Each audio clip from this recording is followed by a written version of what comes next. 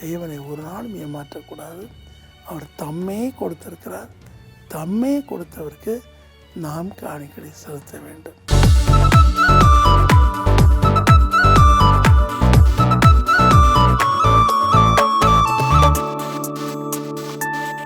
அன்புள்ள தேவ மக்களை, ஒவ்வொரு நாளும் கர்த்தர் தம்முடைய புது கிருபைகளால் உங்களை நிறைப்பாராக.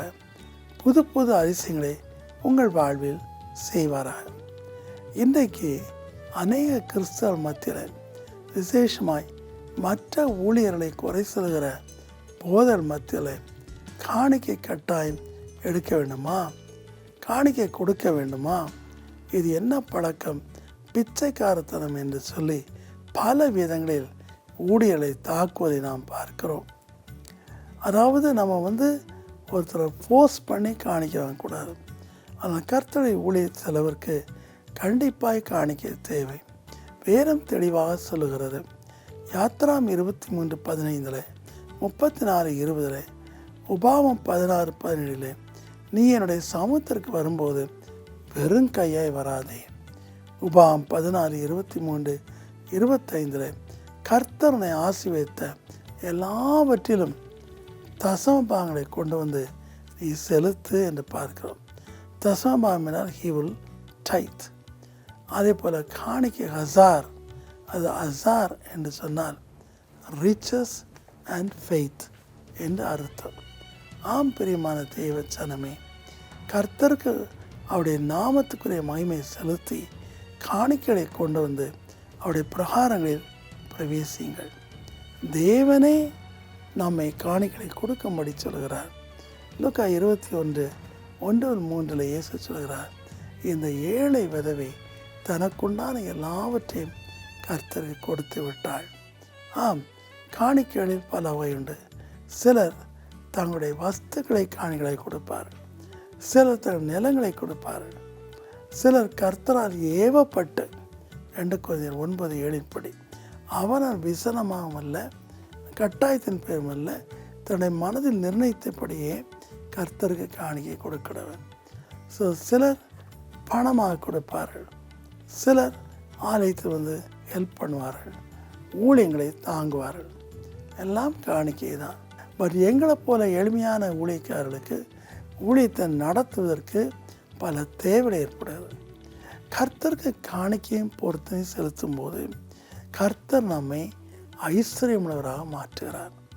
பணத்தின் பலனை திறந்து நம்ம இடம் கொள்ளாமல் இருப்போம் மட்டும் ஆசிக்கிறார். மல்கியா 3:10. சமீபத்தில் ஒரு அருமையான சகோதரி, எங்களுக்கு மிகவும் வேண்டிய ஒரு சகோதரி, பல வருஷங்களாக நாங்கள் ஹைதராபாத் போகும்போதெல்லாம் கூட்டங்களுக்கு உதவி செய்கிற ஒரு சகோதரி. அவர்கள் அரசு ஊழியத்தில் ஒரு சிறந்த பொறுப்பாளராக இருந்தார்கள். அவளுக்கு அடுத்த பதவி கலெக்டர் பதவி வர வேண்டும். ஆனால் பொறாமையுள்ளவர்கள் அவருடைய உண்மையை பார்த்து அவள் லஞ்சமே வாங்கார் என்று கண்டு பல விதங்களில் அவளுக்கு தொந்தரவு கொடுத்தார்கள். அவளை டீக்ரேட் பண்ணி கொண்டே போனார்கள். இந்த மகள் மிகவும் கண்ணீர் வடித்தாள். சாதாரண மகள் தான், மிகவும் கண்ணீர் வடித்தாள். திடீரென்று அவளுக்கு ஒரு யோசனை தோன்றியது. நாம் ஏன் உயர்த்தப்பட்டாலும் படாவிட்டாலும் கர்த்தருக்கு முன்னோடியாக தன்னுடைய 1 மாத சம்பளம் ஊழியத்தை கொடுக்கக்கூடாதுன்னு நினைத்து நான் சென்றபோது அதை கொடுத்தாள். சந்தோஷமாய் கொடுத்தாள். பெயரும் சொல்லுகிறது, பொருத்தனை தேவனுக்கு செலுத்துங்கள் என்று சொல்லி 56ஆம் சங்கீதத்தை 12 பார்க்கிறோம், 61:8 பார்க்கிறோம், 65:1 பார்க்கிறோம். அதே போல் சங்கீதம் 66:14 பார்க்கிறோம். பொருத்தனை செய்தாள். யாரும் அவளை வற்புறுத்தவில்லை. ஆனால் அவள் செய்ததை பார்த்து நான் கண்ணீர் வடித்து அவளை ஜெபித்தேன். என்ன ஆச்சு? சில நாட்களில் அவளை பற்றி சொல்லப்பட்ட எல்லா புகார்களும் பொய் என்று கண்டுபிடிக்கப்பட்டு அவள் உயர்வை பெற்றார். மிகப்பெரிய உயர்வை பெற்றார். உதவி கலெக்டராக மாறினார்கள். ஆம், உங்களையும் தேவன் அப்படித்தான் ஆசைப்பார். தேவனை ஒரு நாளும் ஏமாற்றக்கூடாது. அவர் தம்மே கொடுத்திருக்கிறார். தம்மே கொடுத்தவருக்கு நாம் காணிக்கை செலுத்த வேண்டும். அநேக மக்கள் அவர் நினைப்பதே கிடையாது. ஆனால் என்ன அர்த்தம் பாருங்கள், யோசித்து பாருங்கள். தேவன் உங்களுக்கு எல்லா சுகத்தையும் பலத்தையும் நல்ல வேலையும் வீட்டையும் வருமானத்தையும் கொடுக்கும்போது ஏன் அவருக்கு நாம் கொடுக்கக்கூடாது?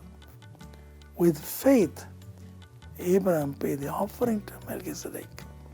அவன் செலுத்தினபடினாலே கர்த்தர் அவனுக்கு உண்டான எல்லாவற்றையும் ஆசீர்வதித்தார் என்று ஆதியாகமம் 14:18 பார்க்கிறோம்.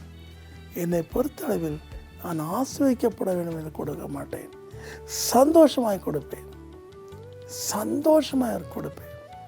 கொடுப்பதில் தவறவே மாட்டேன். ஊழியத்திலும் பங்கு எடுத்து அவர் கொடுக்கிறோம். ஆண்டவர் தாமே உங்களுக்கு அப்படிப்பட்ட நல்ல எண்ணத்தை கொடுப்பாராக. அன்பின் கர்த்தாவே, இன்றைக்கும் கர்த்தாவே, நாங்கள் உம்மை வஞ்சிக்க விரும்பவில்லை. அனனியா சப்பீரால் போல உம்மை வஞ்சிக்க விரும்பவில்லை. அப்பா தகப்பனே, நீர் எங்கள் ஜெபத்தை தள்ளாமல் உமது கிருபை என்று எடுத்துக்கொள்ளாமல் அவ்வப்போது நான் செய்கிற ஜெபத்தை நீர் கேட்கிறீர். ஆச்சரியமான முறையில் எங்களுக்கு பதிலளிக்கிறீர். நீர் பதிலளிக்காவிட்டாலும் ஒவ்வொரு மூச்சும் உம்மிடத்திலிருந்து வந்தது. ஆவே கர்த்தாவே, நாங்கள் சந்தோஷமாய் உம்முடைய ஊழியர்களுக்கு கொடுக்கிறோம் ஏசப்பா. எங்களுக்கு எது முடியுமோ அதை கொடுக்கிறோம். நீர் உடைய கரங்களில் அதை ஏந்தி அதை ஆசீர்வதியும் கர்த்தாவை. ஏழைகளுக்கு நாம் தனியாக போட்டு விடலாம். ஆனால் உமக்கென்று உடைய ஆலயத்திற்கு, உடைய ஊழியங்களுக்கு, மிஷர்களுக்கு, இப்படி 9 வகையான ஊழியர்களுக்கு மனப்பூர்வமாய் கொடுத்து உடைய ராஜ்யத்தை கட்டுமடிக்க செய்யும். விருப்பத்தையும் செய்யும். உண்டு பண்ண வளவராய்க்கு அப்படியே செய்யும். இயேசுவின் நாமத்தில் தாழ்மையோடு வேண்டிக் கொள்கிறோம் பிதாவே. ஆமேன், ஆமேன்.